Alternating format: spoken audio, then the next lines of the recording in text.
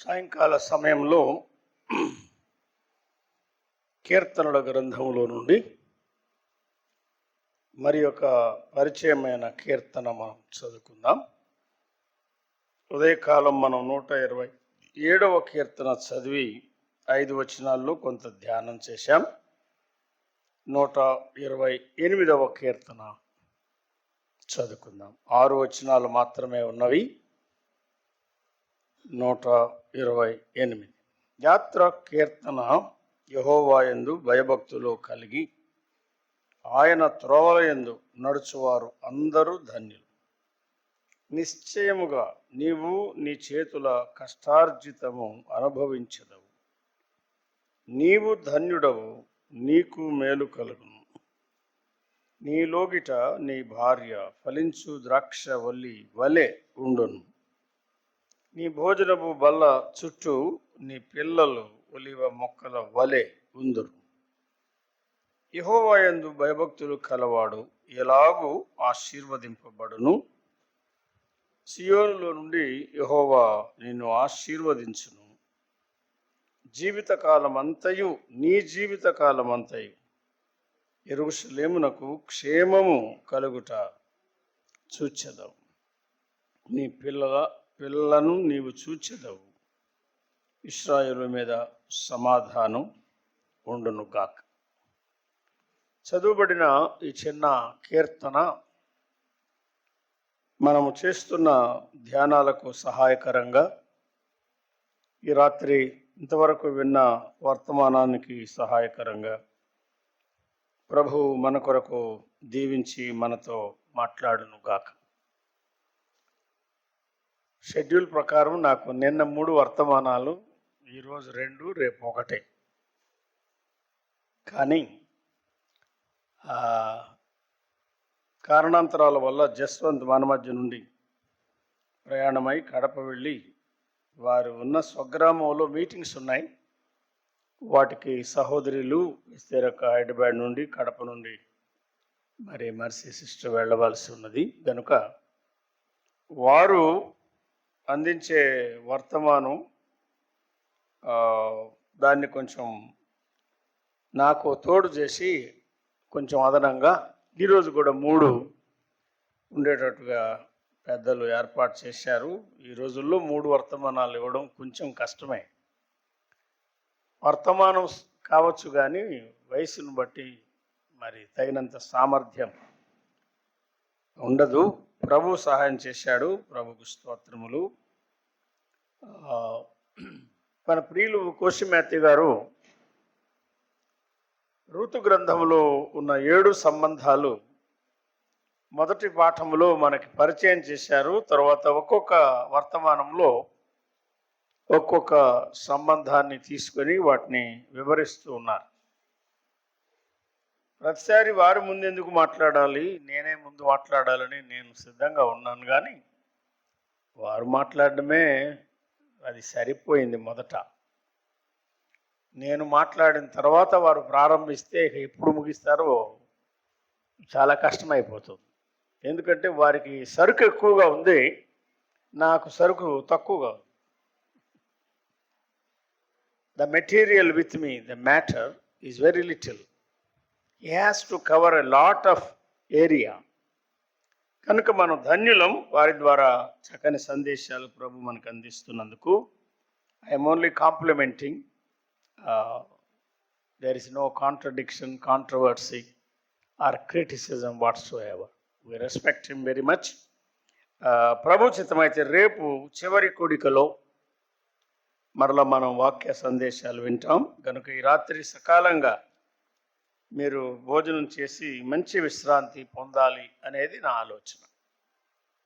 కనుక నేను అంతసేపు మాట్లాడలేను, నా చేత కాదు కూడా. నేను ముందే చెప్పానుగా సరుకు లేదని. కీర్తనల గ్రంథంలో కుటుంబ జీవితానికి సంబంధించి వరుసగా 2 కీర్తనలు ఉన్నాయి. ఒకటి 127 ఉదయకాలం మనం జ్ఞాపకం చేసుకున్నాం. ఇంటి పోలిక, పట్టణం పోలిక, స్వాస్థ్యము అని మన పిల్లలను గురించిన పోలిక, బాణములు అని ప్రభు మనకిచ్చిన పిల్లలను మనం ఎలాగో పదును పెట్టాలి. ఎలా తయారు చేయాలో ప్రభువు మనకు అక్కడ సూచిస్తున్నాడు. మనము మన పిల్లలు ప్రభువును ఘనపరచే వారంగా, ఆయన్ని ప్రేమించే వారంగా, విరోధులను ఎదిరించే వారంగా, జయ జీవితము జీవించే వారంగా మనం సాగుదాం. ఎవరు అందిస్తున్నారు అనేది మారుతున్నది, కానీ అవే వర్తమానాలు మనం వింటున్నాం కదా. కుటుంబంలో భర్త పాత్ర, భార్య పాత్ర, పిల్లల పాత్ర, ఇంకా ఇంటిలో ఉండే వారి పాత్ర, పిల్లలు, గ్రాండ్ చిల్డ్రన్ వారి పాత్ర ఈ 128వ కీర్తనలో చెప్పాడు.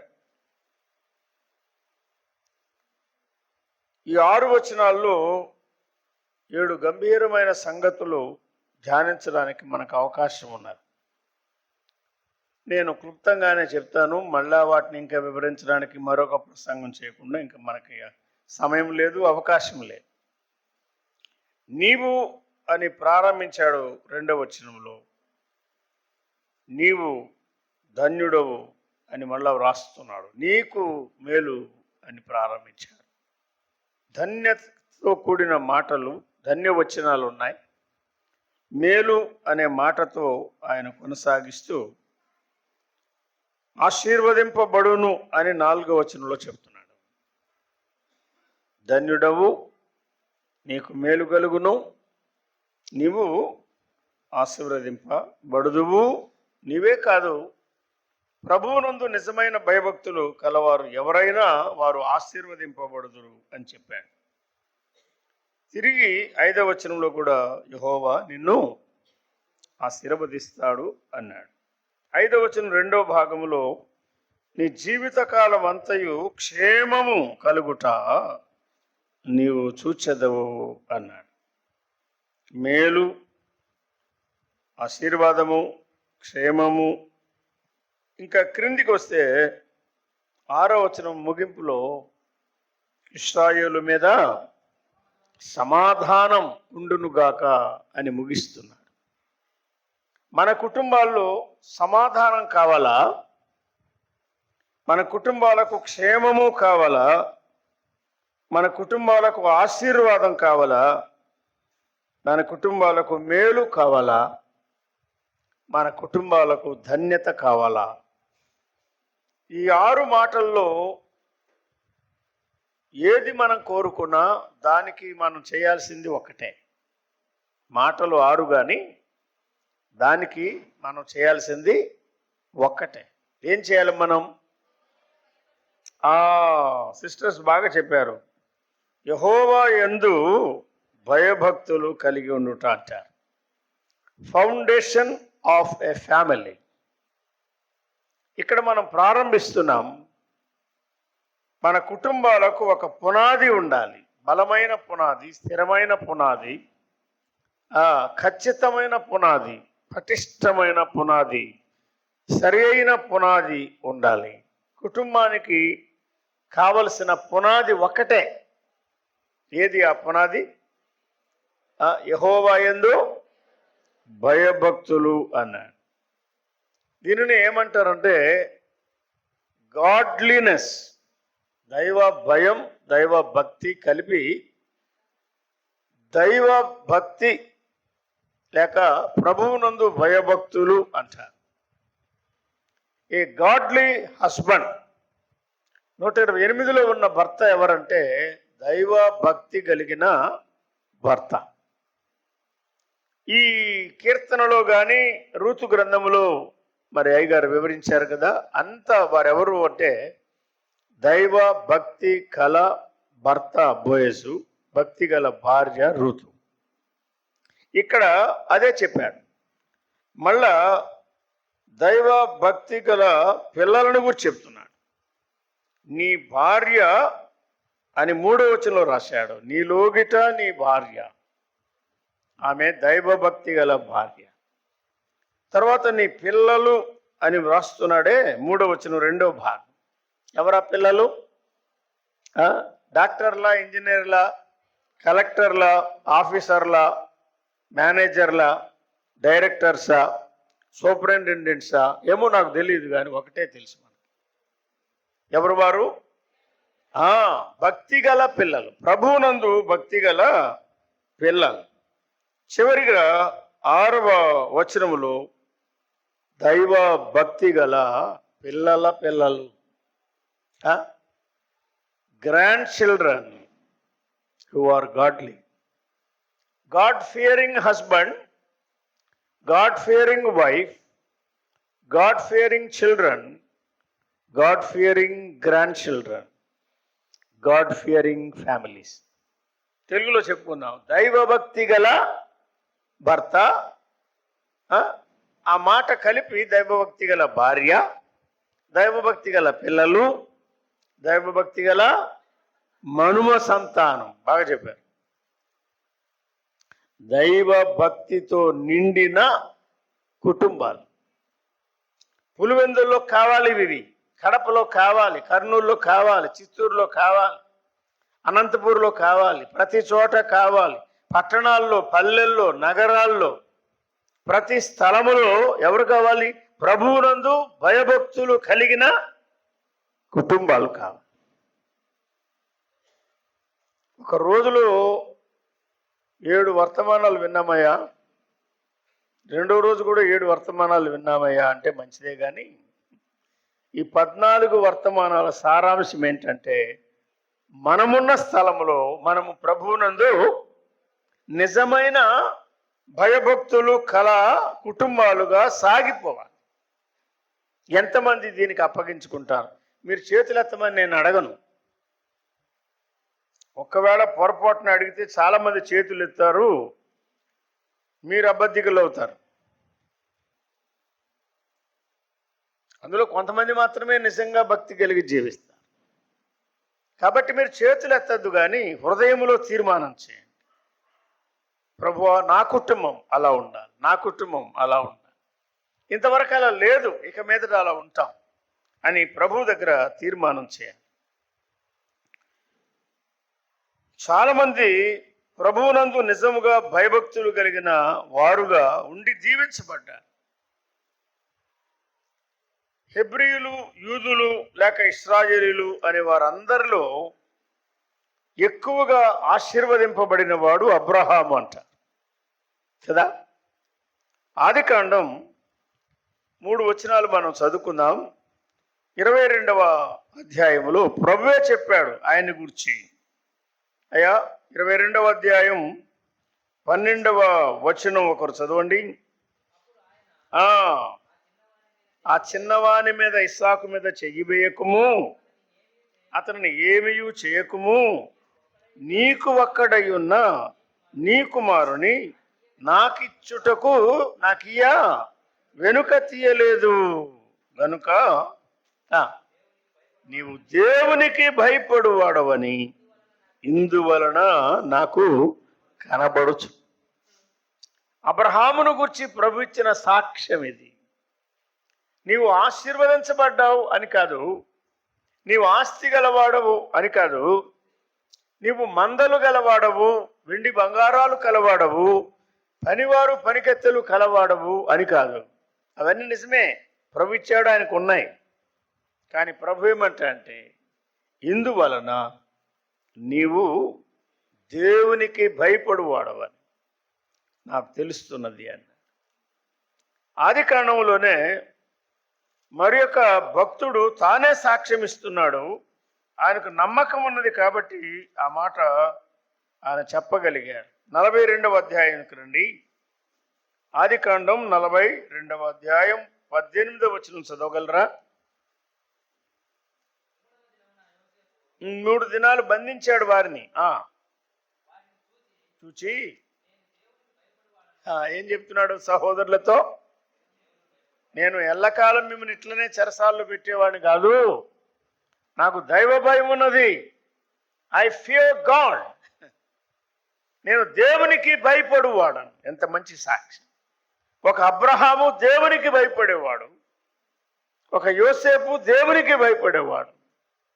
మరి నెహెమ్యాను గురించి నెహెమ్యా గ్రంథంలో 5వ అధ్యాయంలో ఒక్క మాట మనం చదువుకుందాం.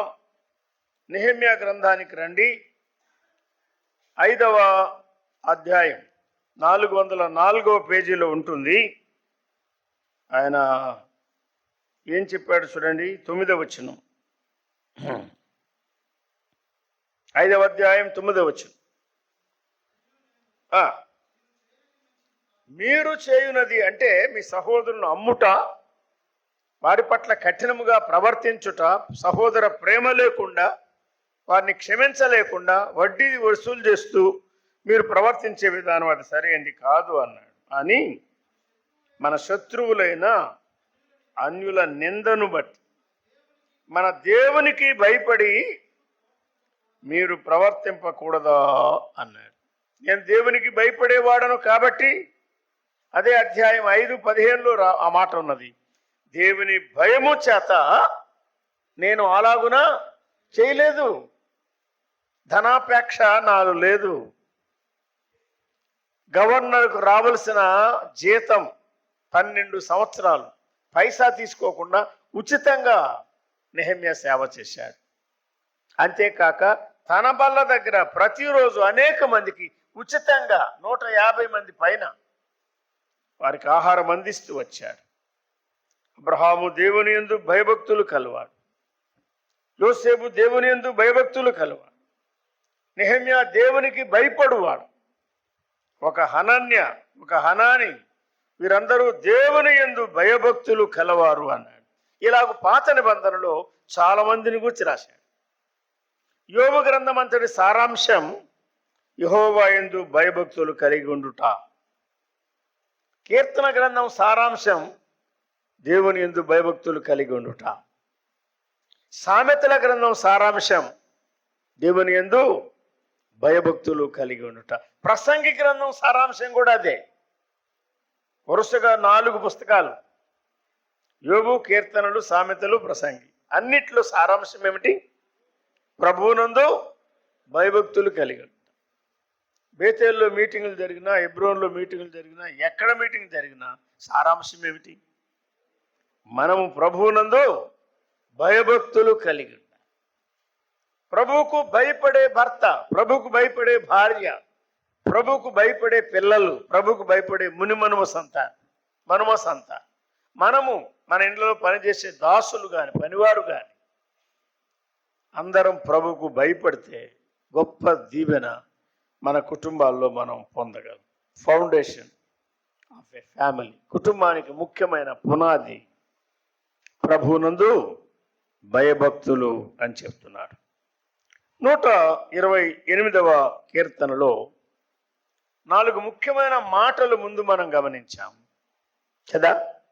నీవు, నీ భార్య, నీ పిల్లలు, నీ పిల్లల పిల్లలు, 4 రంగాల్లో చెప్పాడు. ఇంకా ఈ 4ంటికి ఇంకా 3 కలపచ్చు ఋతు గ్రంథంలో ఉన్నట్టుగా. అత్తలు కానీ, మామలు కానీ, కోడళ్ళు కానీ, మరదళ్ళు కానీ, బావలు కానీ, ఇట్లా చాలామంది ఉన్నారు. ప్రభువునందు భయభక్తులు కలవారి జీవితాలు వేరుగా ఉంటాయి. వారికి ధన్యత ఉన్నది, వారికి మేలు ఉన్నది, వారికి ఆశీర్వాదం ఉన్నది, వారికి క్షేమం ఉన్నది, వారికి సమాధానం ఉన్నది అని ఆయన చెప్తున్నాడు. ఈ కుటుంబానికి ఆయన కొన్ని పోలికలు చెప్పాడు. దైవ గ్రంథంలో కొన్ని పోలికలు చెప్పాడు. ఫిగర్స్ ఆఫ్ ఏ ఫ్యామిలీ, కుటుంబానికి ఉన్న పోలికలు. 127లో కొన్ని పోలికలు చెప్పాడు. 128లో మరికొన్ని పోలికలు ఆయన మన ఎదుటికి తీస్తున్నాడు. ఏమంటే, భార్య ద్రాక్షవల్లి అని చెప్పాడు. వలే అన్నాడు కదా, అది పోలిక. అంటే ఆ కుటుంబంలో ఆనందం ఉంటుంది, సంతోషం ఉంటుంది. కుటుంబంలో వస్తువులు ఉన్నాయి, కుటుంబంలో బట్టలు ఉన్నాయి, కుటుంబంలో ఇంకెన్నో ఉన్నాయి, కానీ సంతోషము లేదు, ఆనందము లేదు. అది మంచిదా? కాదు కదా. We need Joy. ప్రభువు ద్వారా కలిగే ఆనందం, ఆత్మలో ఉన్న ఆనందం, ప్రభువులో ఉన్న ఆనందం, అంత ఆంతర్య పురుషునిలో మనము అనుభవించే ఉత్సాహం, అది మనం కలిగి ఉండాలి. అది ఎలా వస్తుంది అంటే ప్రభు ద్వారా, ఆయన వాక్యము ద్వారా సాధ్యం, ఆయన ఆత్మ ద్వారా సాధ్యం. ఆయన కుమారుని ద్వారా అది సాధ్యం. నీవు అన్నాడు, ఆ పోలిక చెప్పలేదు. నీ భార్య ద్రాక్షవల్లి పోలిక అన్నాడు. తర్వాత నీ పిల్లలను గురించి ఏం చెప్పాడంటే వారు ఒలీవ మొక్కల వలె ఉంటారన్నాడు. అంటే ఒలీవను పోలిన మొక్కలుగా పిల్లలు ఉంటే, భార్య ఫలించే ద్రాక్షవల్లిగా ఉంటే, ఇక నీవు అన్నప్పుడు ఆ యజమాని, ఆ కుటుంబ యజమాని ఏమై ఉంటాడు? మనం ఆలోచిస్తే ద్రాక్ష ఒలీవ ఉన్న చోట అంజూరం ఉంటుంది. న్యాయాధిపతుల గ్రంథం 9లో చెట్లను గురించి చెప్పాడు కదా, అక్కడ అంజూరం ఉన్నది. కనుక నీవు అంజూరను పోలి ఉంటావు.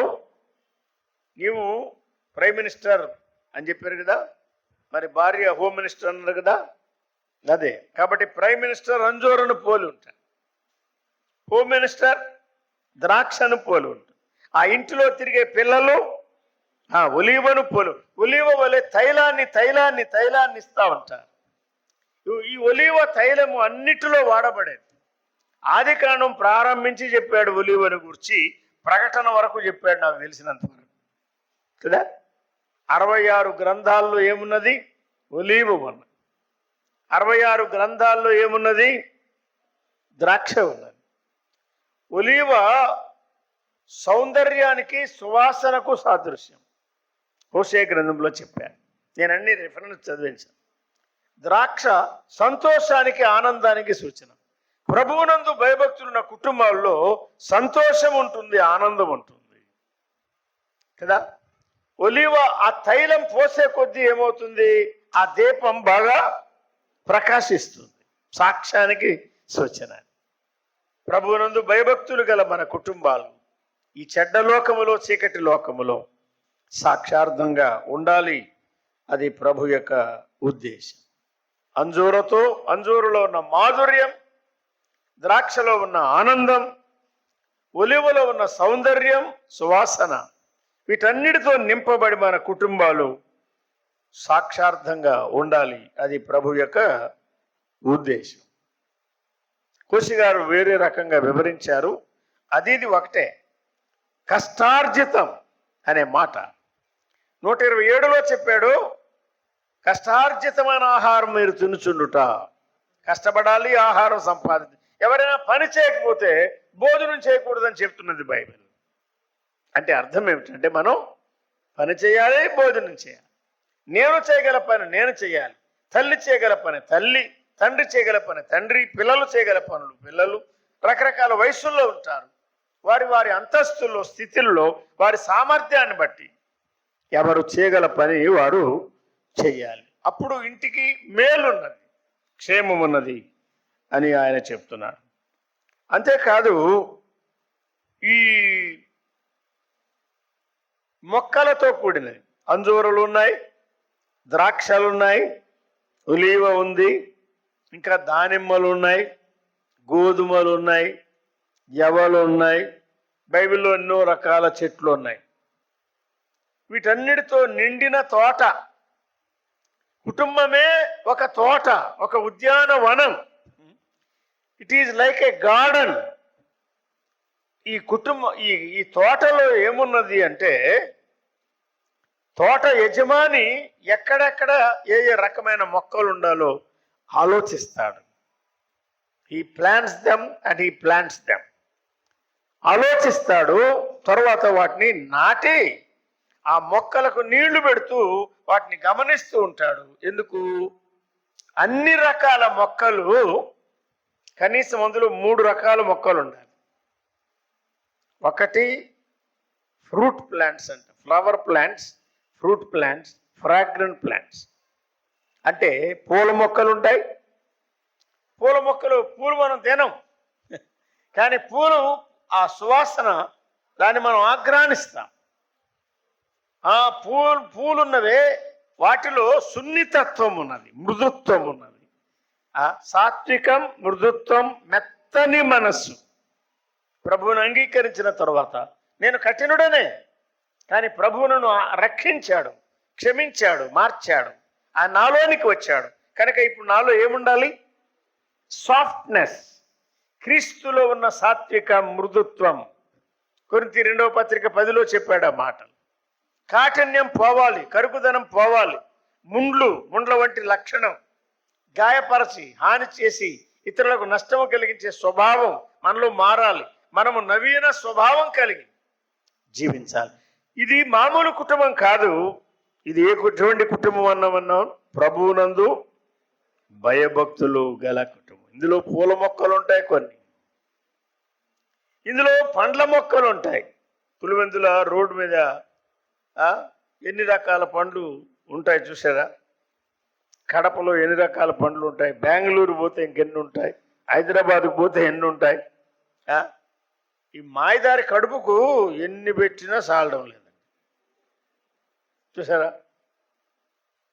ఈ రోజుల్లో అసలు భోజనమే కష్టమయ్యేది పూర్వకాలం. ఎవరన్నా మామూలుగా భోజనం తగినంత పెట్టగలిగితేనే సంతోషంగా ఉండేది. ఇప్పుడు తినండి బ్రదర్ ఏం కాదు, తినండి బ్రదర్ ఏం కాదంట. ఏం చేస్తారు? చాలా రకాల పండ్లు పండ్లు పండ్లు పండ్లు పండ్లు పండ్లు యాపిల్ పెడతారు, దానిమ్మలు పెడతారు, ద్రాక్షలు పెడతారు, అరటిపళ్ళు పెడతారు, ఎన్నో రకాల పండ్లు. ఇంకా వచ్చిన ఇప్పుడు డ్రాగన్, అందులో రెడ్ డ్రాగన్, వైట్ డ్రాగన్, ఇందులో రకాలు ఉన్నాయి. ఎన్ని పండ్లు చూడండి. అంటే మన కుటుంబ జీవితంలో ఈ రకరకాల ఫలాలతో నిండిన కుటుంబంగా మనం జీవించాలి. అది మనం గుర్తుంచుకున్నాం. పూలతో ప్రభు యొక్క మృదుత్వం, సాత్వికం, ఫలాలు ఫలభరితమైన జీవితం మనం కలిగి ఉండాలి. రకరకాల ఫలాలు మన తండ్రికి, మన ప్రభువుకు, మన రక్షకునికి ఇష్టమైన ఫలాలు, ఆత్మ సంబంధమైన ఫలాలు ఫలించే వారంగా ఉండాలి. మూడవది ఏమంటే, ఆ యజమానికి చెందిన ఉద్యానవనములో పరిమళ తైల వృక్షాలు ఉంటాయి. మీరు తర్వాత చదువుకోండి. పరమగీతం 4వ అధ్యాయంలో చెప్పాడు.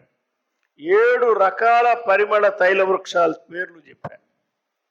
ఇన్ని రకాల పరిమళాలతో సువార్త పరిమళం, ప్రార్థన పరిమళం, ఆరాధన పరిమళం, సాక్ష్య పరిమళం, ధ్యాన పరిమళం, భక్తి పరిమళం, ప్రేమ పరిమళం, దాతృత్వ పరిమళం, ఆతిథ్య పరిమళం, ఇటువంటి పరిమళాలతో నిండిన కుటుంబాలుగా మనం జీవించాలని ప్రభు ఉద్దేశిస్తున్నాడు. విన్నారా? ఆ చిన్న కీర్తనలో ప్రభువునందు భయభక్తులు గల కుటుంబం, ఆ భయభక్తులు పునాదిగా ఉంటే మన కుటుంబము ఎన్ని రకాల పోలికలతో కూడిందిగా ఉంటుందో చెప్పాను. ఫిగర్స్ ఆఫ్ ఎ ఫ్యామిలీ, పోలికలు చెప్పాడు. ఇవి కాక ఫీచర్స్ ఆఫ్ ఎ ఫ్యామిలీ, అంటే కుటుంబానికి ఉండే లక్షణాలు చెప్తున్నాను ఆయన. ఒక కుటుంబానికి వెళ్తే అక్కడ కొన్ని అనుభవాలు, మరో కుటుంబానికి వెళ్తే అక్కడ కొన్ని అనుభవాలు మనం చూడగలం. అంటే రకరకాల అనుభవాలు మామూలుగా చూసినప్పుడే ఆత్మ సంబంధంగా కొందరి దగ్గర మనం విశ్వాసాన్ని నేర్చుకుంటాం, ప్రేమను నేర్చుకుంటాం, దీర్ఘశాంతం నేర్చుకుంటాం. ప్రభు పిల్లల దగ్గర భక్తి గల కుటుంబాల్లో ఎన్నో విషయాలు మనం నేర్చుకోవడానికి మనకు అవకాశం ఉన్నది. ప్రభు పిల్లలకు శాపం కాదు, భక్తి గల కుటుంబాల్లో ఆయన ఆశీర్వాదం తేటగా కనబడుతుంది. మనం విన్నాం కదా, అబ్రహామును ఆయన ఆశీర్వదించాడు, నీవు ఆశీర్వాదంగా ఉంటావని చెప్పాడు. నిన్ను ఆశీర్వదించేవారు ఆశీర్వదింపబడుదురు అని కూడా అదే 3 రకాలుగా చెప్పాడు. ప్రభువునందు భయభక్తులు కలిగి మనం ముందుకు సాగుదాం. ఇటువంటి కుటుంబాలకు మంచి మంచి భవిష్యత్తు ఉంటుంది కదా. మన జీవితం అర్ధాంతరంగా ఆగిపోయేది కాదు. The future of a family, కుటుంబము. నీ పిల్లలను నీవు చూస్తావు, నీ పిల్లలను నీవు చూస్తావు. ప్రభు చెప్పాడు, వారు మేలు పొందుట, క్షేమముగా ఉండట, ఆశీర్వదించబడట, సమాధానముతో నింపబడట, ఇవన్నీ నీవు చూస్తావు అని ఆయన చెప్పాడు. నా ఎడల నీ ఎడల ప్రభువుకి ఎంత ప్రేమ ఉన్నది, ఎంత శ్రద్ధ ఉన్నది మనం అర్థం చేసుకుందాం. కనుక మనం ఏం చేయాలంటే ఆయనలో అంటుకట్టబడాలి. నా యందు నిలిచి ఉండండి అన్నాడు ఆయన. నా ప్రేమలో నిలిచి ఉండండి అన్నాడు. నా వాక్యములో నిలిచి ఉండమన్నాడు. యోహాను సువార్త 15లోనే ఈ 3 మాటలు ఆయన తెలియజేస్తున్నాడు. నేను విస్తరించి ప్రసంగించాలని తలంచడం లేదు. తలలు వంచండి, ప్రార్థన చేద్దాం. మనము మంచి విశ్రాంతి పొంది రేపటి కొరకు ప్రభువా నన్ను దర్శించు, నాతో మాట్లాడు అని ప్రార్థనాపూర్వకంగా ప్రభు సన్నిధికి వద్దాం. క్షేమము కావాలా, సమాధానం కావాలా, మేలు కావాలా, ఆశీర్వాదం కావాలా, ధన్యత కావాలా, వాటన్నిటికీ మూలం ఒక్కటే, ప్రభువునందు నిజమైన భయభక్తి, సరి అయిన భయభక్తులు. పై భక్తి కాదు, నటనతో కూడింది కాదు, కపటంతో కూడింది కాదు, బేరమాడే భక్తి కాదు, భక్తితో కూడిన ప్రేమ కలిగి ప్రభు కొరకు మన సాగుటకు మనకు బాగా కొట్టిన పిండిగా ఉన్న కీర్తన ఇది. దానిలో నుండి ప్రభు ఇచ్చినటువంటి ఈ తలంపులు మనకు దీవెనగా చేసి ప్రభు మనలను పంపించునుగాక. ప్రార్థన చేద్దాం. తలలో వంచండి. కృపగల మా ప్రియ ప్రభువా, మహిమగల దేవా, గంభీరమైన మీ గ్రంథం అంచులు కూడా మేము తాకలేకపోతున్నాం. దానిలో దాగి ఉన్న మీ మనస్సు, మీ ప్రేమ, మీ శ్రద్ధ, మీ హృదయం, మీ తలంపులను బట్టి మీకు స్తోత్రములు చెల్లిస్తున్నాం. మీ దాసులు 3 ద్వారా మాకు అందించిన సందేశాలు, అలాగే అనువాదములో, పాటలలో, నడిపింపులో, ప్రార్థనల్లో మరికొందరు సహోదరులు సహాయపడుతుండగా, సహోదరులు ఆయా విషయాల్లో సహకరిస్తుండగా అందరినీ మీరు అంగీకరిస్తున్నారు. మా జీవితాలు కట్టండి, లోపాలు సరిచేయండి, ఫలించే వారినిగా, మృదుత్వము, సాత్వికం, దీన మనస్సు కలిగిన వారినిగా, ఫలించే వారినిగా, క్రీస్తు పరిమళముతో నింపబడిన వారినిగా మమ్మల్ని చేసి పంపించుమని మా ప్రభు అయిన క్రీస్తు యేసు నామమున మిమ్మును హెచ్చించి స్తుతించి వేడుకొనుచున్నాం తండ్రి.